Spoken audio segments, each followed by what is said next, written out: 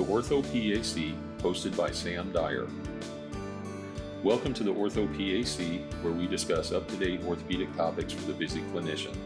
I invite you to sit back and relax as I attempt to fill in the gaps between education, current events, and real-world practice. All right, welcome listeners. A little bit different format today. We're going to talk about pre-participation physicals and some thoughts along those lines. I don't have a guest, so you've got me for the next 10 or so minutes. I wanted to talk about some things that I don't necessarily think about a lot when I'm doing these physicals, but I really should, and you should too, because they're important. I'm not a concussion specialist, although we do have one in our practice. And if someone is in the early stages of concussion, they really should be set out for 24 to 48 hours until they're having no symptoms. But if they continue after that, you really should get them in with a concussion specialist.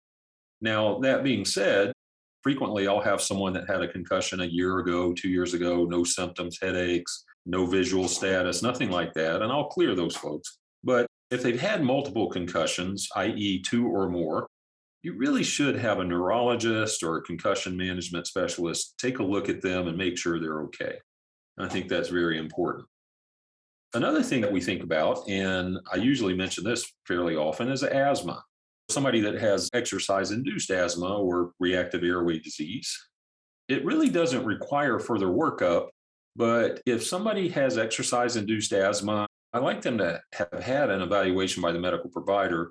Most people will have albuterol or some sort of rescue inhaler for that, even if they're not symptomatic routinely. But if they've had a history of that, it's really a good idea to make sure that they carry an extra in their gym bag or have one with an athletic trainer or their coach.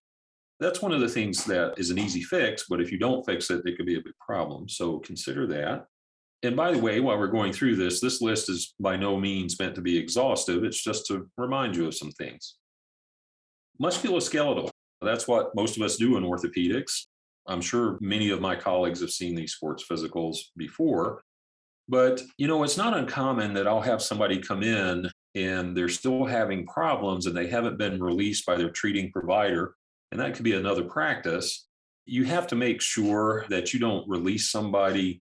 I actually did this once before I realized it, and they said, well, you signed it, now we're good to go. But if somebody's still being treated and they're not released by their provider, you really shouldn't release them. That's not your role. They should be seen by that provider.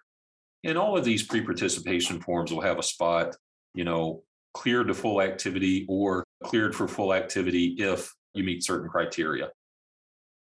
The other thing about the musculoskeletal part is if somebody has had a couple of ankle sprains or they had a back injury a few weeks ago or they had a fracture or whatever, I'll do a little bit more dedicated exam to that part just to assess it. And it's not uncommon for me to actually check that patient in, not as a physical or the sports evaluation, but actually as a patient so I can get x-rays and make sure that it's okay. Let's talk about convulsive disorders and epilepsy. I don't think about that routinely, but if you see that, that's something you have to consider if you're going to clear this person.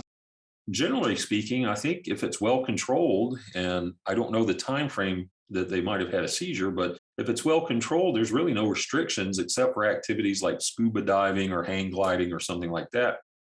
I can't tell you that I've done sports physicals for people doing scuba diving and hang gliding, but that's what I read in the literature, so I wanted to pass it along to you. If somebody's severely hypertensive, granted, I usually don't see this in the young athletes, but if they are, I'll have them lie down for 5 minutes and recheck their blood pressure. If it's still really high, they got to have medical clearance. So make sure to check that. If someone has a history of an eating disorder, psychiatric disorders, or substance abuse, you have to consider those things. Like with an eating disorder, there are certain types of athletes that this can be a problem. Boxers or wrestlers that are trying to make weight, dancers, figure skaters, cheerleading, where these things are really important with peer pressure and body shaming. You have to be aware of that. And of course, if someone's exhibiting psychiatric or has a history of substance abuse, they really should be cleared before they move on. One of the things that I wanted to mention too, and this came up recently, which is kind of what gave me the idea for this, is sickle cell disease versus trait. I've never had this come up in my practice before, but I was recently doing a sports physical for an NCAA athlete, And his family member had sickle cell trait. So his school said he needs a sickle cell waiver. And I really didn't know what that was because I haven't done one before. That is not something that you generate from your practice, it's something that the school generates. If someone has a history of sickle cell trait, you really have to have them screened. If they have sickle cell trait, typically there's no restrictions, but if they have disease, it's limited to certain low risk activities. In hemophilia, von Willebrand are restricted from collision and similar sports. The big thing about that is I wanted to pass along, if you ever need a sickle cell waiver, it comes from the school and not you. Other things, if somebody has any hepatosplenomegaly, I think it would have to be very protruding for me to be able to palpate it at this point. But if you find that you're concerned, certainly infection, hepatitis, those kinds of things are considerations. I know this is an orthopedic podcast, not a medical podcast, but bear with me because we have to think about these. The big thing is hypertrophic cardiomyopathy. It is a genetic mutation and it's characterized by a thickening of the left ventricular wall.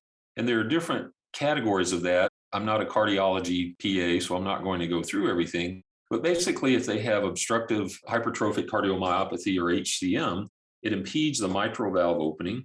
And they may have some symptoms or they may have none at all, but it just depends on the severity. If a kid or an athlete is complaining of breathlessness, chest pain at rest and with exertion, syncopal episodes, palpitations, any kind of lightheadedness, exertional fatigue, or just an overall lack of energy or edema in the extremities, you have to think about this. When you hear the stories about the athletes dying of sudden death, it's typically because of this, and it's not known. So it's very important that you screen, even if they're not having symptoms, just ask one of the questions. Do you have asthma? Have you ever had a concussion? Throw this one in there. Has anyone in your family ever died of sudden cardiac death, i.e. anyone less than 50 that wasn't previously symptomatic? If that's the case, this person really needs workup and they need an EKG and a cardiologist referral, maybe even an echocardiogram, but really make sure that you ask about that one. The most worrisome symptoms would be the dyspnea on exertion and chest pain, but like I said, you might not have those. So always think about that. Those are some of the basic things to think about. Now, if we talk about the physical exam, I tell new folks through the practice that you can do a really good physical in like 5, maybe 10 minutes. We typically have our medical assistants check vision. And if it's a contact sport or a collision sport and they wear glasses, it really should be shatterproof lenses. Check the vital signs. I can't remember someone whose BP was this high, 160 over 100 or greater. If it is high, recheck it after they're supine. A lot of athletes will also have heart sounds that are not really pathologic. They're just functional murmurs. I won't go into the details of that or the pathophysiology behind it. You need to get out your PA books to read about that. But if they're unusually loud or harsh or exaggerated when they stand, that kind of thing, then it's never wrong to say, I hear something, you might want to get this checked before you go, and then just make that note on the physical exam. I hear this all the time. No genital exams are on females and males only if there is a question. I'm sure there are plenty of people that have questions about appearance and all that. I typically don't do that. If there is any question or concern, then they need to see their primary care doc because that's kind of outside my wheelhouse. If I had to, I could check for a hernia, but honestly, I couldn't tell you if there was one or not because that's not something I do routinely. If there's a question, just have somebody else look. Don't forget about bradycardia. Somebody who's really athletic, runs a lot, they are going to have a slow heart rate, which is okay, as long as it's not causing them any limitations.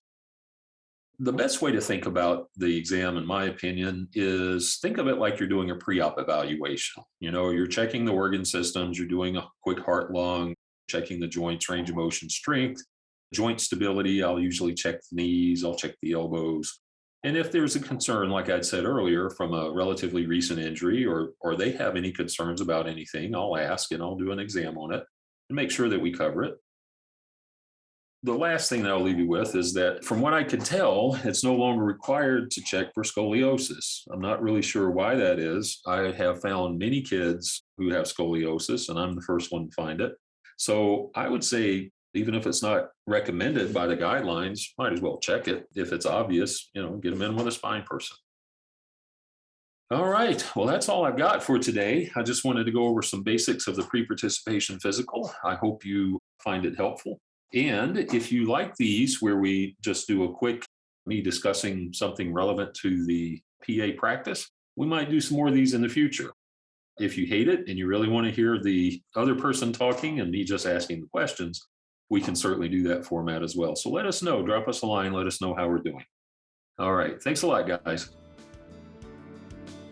Thank you for joining the orthoPAC podcast. Please visit paos.org, where members can purchase virtual CME content. This is accessed by clicking on the CME tab on the title bar and following the Learning Center. For non-members, please visit the aapa.org Learning Central for the PAOS virtual content.